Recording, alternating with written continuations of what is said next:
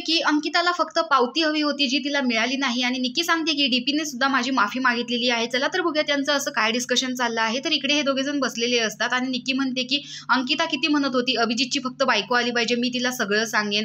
आणि मी तर चुप होती कारण मला माहिती आहे की आपण दोघांच्या मध्ये काय रिलेशन आहे, आपण इतके दिवस काय बोललेलो आहोत, पण त्यांना फक्त तुझ्या बायकोची वाट बघायची होती। आणि आल्यावर तिने तिथं विचारलं सुद्धा की मी अभिजितला बोलते हे बरोबर आहे ना, तरी नशीब तुझी बायको स्ट्रेट फॉरवर्ड आहे म्हणून तिने तिथेच तिला उत्तर तरी दिलं।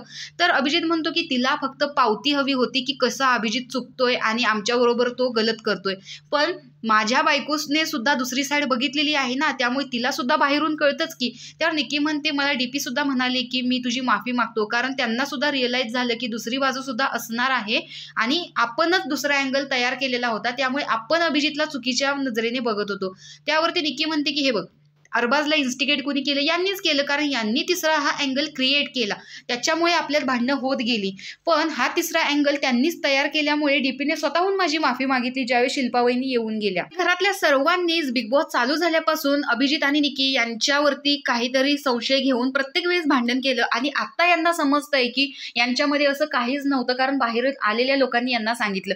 तर अशा प्रकारे डीपी दादांनी याची माफी मागितलेली आहे, ती खरं तर अंकिताने मागायला हवी होती। तर तुमचं याच्याबद्दल काय मत आहे हे कमेंट बॉक्समध्ये नक्की सांगा। अशाच बिग बॉसच्या नवनवीन अपडेट्स पाहण्यासाठी आपल्या चॅनलला सबस्क्राईब करा। तोपर्यंत बाय।